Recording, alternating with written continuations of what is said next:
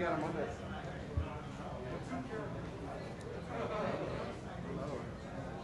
guess I should move this.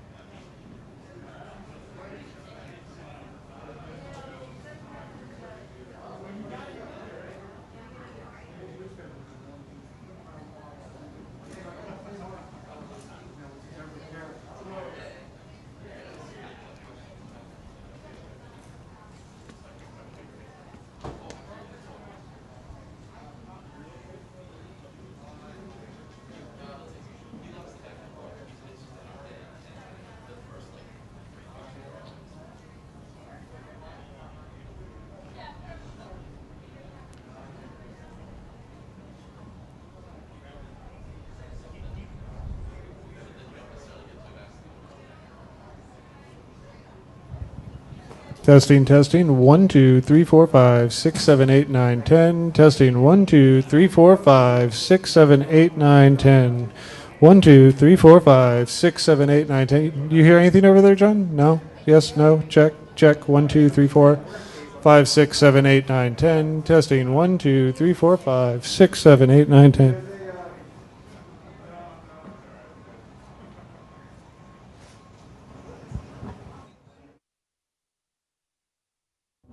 Test 1, 2.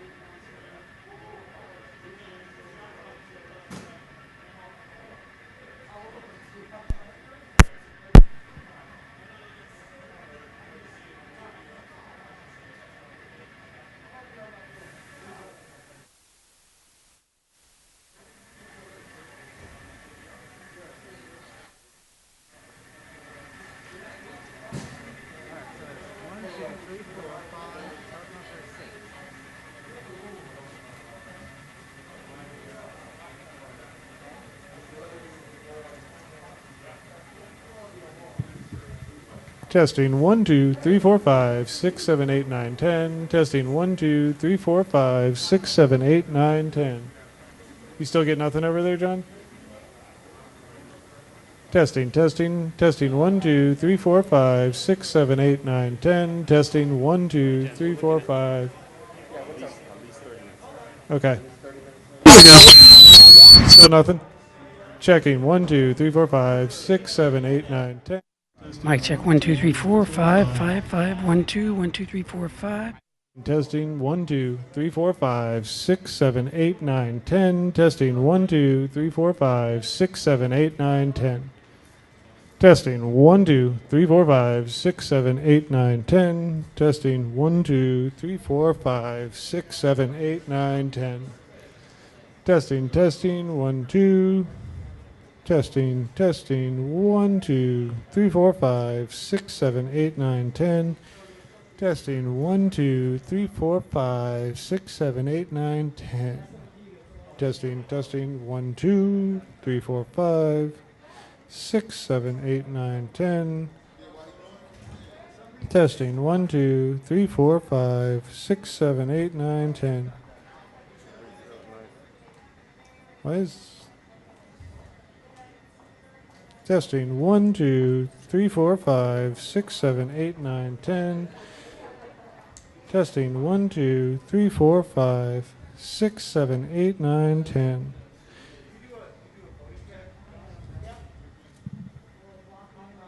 Why is everything out of aux 7? Oh no, never mind. Podium check. 1, 2, 3, 4, 5, 6, 7, 8, 9, 10. You got it over at the teleprompter? 1, 2, 3, 4, 5, 6, 7, 8, 9, 10. 1, 2, 3, 4, 5, 6, 7, 8, 9, 10. Is that good for the press as well? 1, 2, 3, 4, 5, 6, 7, 8, 9, 10. Main press, thumbs up. Cuts. 1, 2, 3, 4, 5, 6, 7, 8, 9, 10. 1, 2, 3, 4, 5, 6, 7, 8, 9, 10. 1, 2, 3, 4, 5, 6, 7, 8, 9, 10. Over at the cut side, is the cuts good for audio? 1, 2, 3, 4, 5, 6, 7, 8, 9, 10. 1, 2, 3, 4, 5, 6, 7, 8, 9, 10. Hey, Darren, teleprompter good? Okay.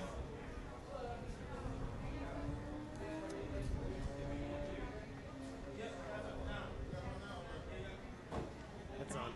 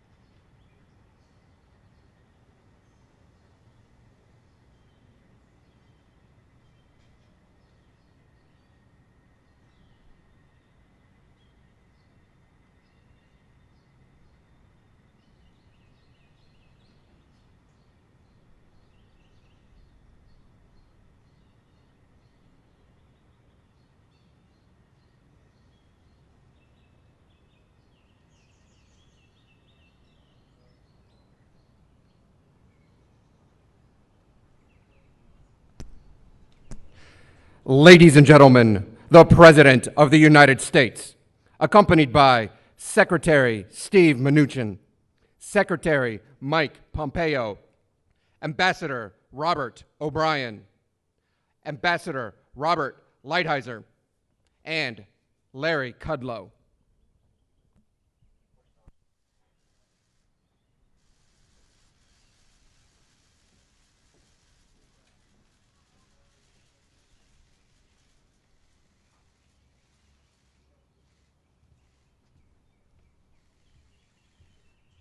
Thank you very much.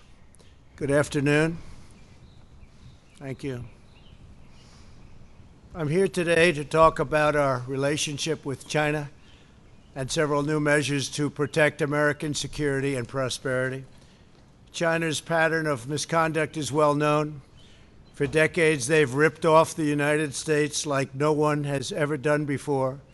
Hundreds of billions of dollars a year were lost dealing with China, especially over the years during the prior administration. China raided our factories, offshored our jobs, gutted our industries, stole our intellectual property, and violated their commitments under the World Trade Organization. To make matters worse, they are considered a developing nation, getting all sorts of benefits that others, including the United States, are not entitled to. But I have never solely blamed China for this. They were able to get away with the theft like no one was able to get away with before because of past politicians and, frankly, past presidents. But unlike those who came before, my administration negotiated and fought for what was right. It's called fair and reciprocal treatment. China has also unlawfully claimed territory in the Pacific Ocean, threatening freedom of navigation and international trade. And they broke their word to the world on ensuring the autonomy of Hong Kong. The United States wants an open and constructive relationship with China, but achieving that relationship requires us to vigorously defend our national interests. The Chinese government has continually violated its promises to us and so many other nations. These plain facts cannot be overlooked or swept aside. The world is now suffering as a result of the malfeasance of the Chinese government. China's cover-up of the Wuhan virus allowed the disease to spread all over the world, instigating a global pandemic that has cost more than 100,000 American lives and over 1 million lives worldwide. Chinese officials ignored their reporting obligations to the World Health Organization and pressured the World Health Organization to mislead the world when the virus was first discovered by Chinese authorities. Countless lives have been taken and profound economic hardship has been inflicted all around the globe. They strongly recommended against me doing the early ban from China, but I did it anyway and was proven to be 100% correct. China has total control over the World Health Organization, despite only paying $40 million per year compared to what the United States has been paying, which is approximately $450 million a year. We have detailed the reforms that it must make and engage with them directly, but they have refused to act. Because they have failed to make the requested and greatly needed reforms, we will be today terminating our relationship with the World Health Organization and redirecting those funds to other worldwide and deserving urgent global public health needs. The world needs answers from China on the virus. We must have transparency. Why is it that China shut off infected people from Wuhan to all other parts of China? It went nowhere else. It didn't go to Beijing. It went nowhere else. But they allowed them to freely travel throughout the world, including Europe and the United States. The death and destruction caused by this is incalculable. We must have answers, not only for us, but for the rest of the world. This pandemic has underscored the crucial importance of building up America's economic independence, reshoring our critical supply chains, and protecting America's scientific and technological advances. For years, the government of China has conducted illicit espionage to steal our industrial secrets, of which there are many. Today, I will issue a proclamation to better secure our nation's vital university research and to suspend the entry of certain foreign nationals from China who we have identified as potential security risks. I am also taking action to protect the integrity of America's financial system, by far the best in the world. I am instructing my Presidential Working Group on Financial Markets to study the differing practices of Chinese companies listed on the U.S. financial markets with the goal of protecting American investors. Investment firms should not be subjecting their clients to the hidden and undue risks associated with financing Chinese companies that do not play by the same rules. Americans are entitled to fairness and transparency. Several of the most significant actions we're taking pertain to deeply troubling situations unfolding in Hong Kong. This week, China unilaterally imposed control over Hong Kong's security.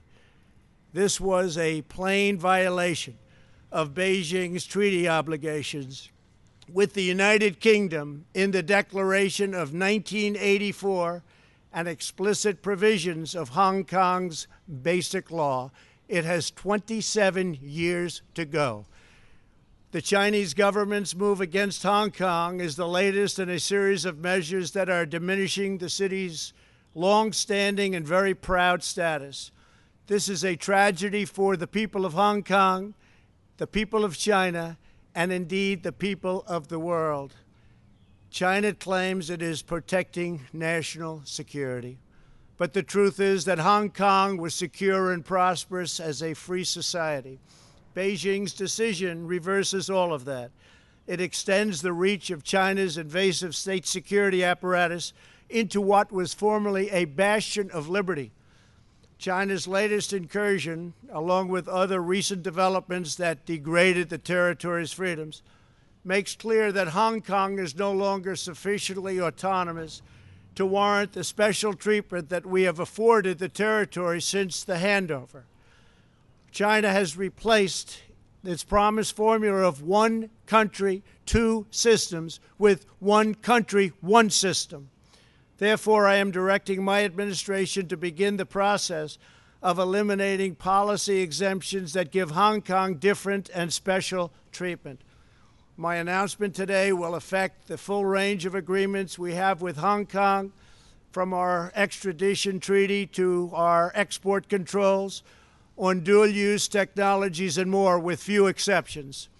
We will be revising the State Department's travel advisory for Hong Kong to reflect the increased danger of surveillance and punishment by the Chinese state security apparatus. We will take action to revoke Hong Kong's preferential treatment as a separate customs and travel territory from the rest of China. The United States will also take necessary steps to sanction PRC and Hong Kong officials directly or indirectly involved in eroding Hong Kong's autonomy and just, if you take a look, absolutely smothering Hong Kong's freedom. Our actions will be strong. Our actions will be meaningful. More than 2 decades ago, on a rainy night in 1997, British soldiers lowered the Union flag and Chinese soldiers raised the Chinese flag in Hong Kong. The people of Hong Kong felt simultaneously proud of their Chinese heritage and their unique Hong Kong identity. The people of Hong Kong hoped that in the years and decades to come, China would increasingly come to resemble its most radiant and dynamic city. The rest of the world was electrified by a sense of optimism that Hong Kong was a glimpse into China's future, not that Hong Kong would grow into a reflection of China's past. In every decision, I will continue to proudly defend and protect the workers, families, and citizens of the United States of America. Thank you very much. Thank you.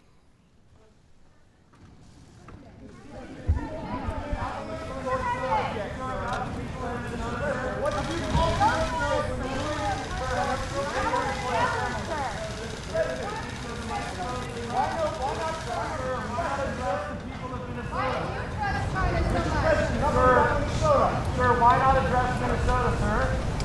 Billed as a news conference. What's that?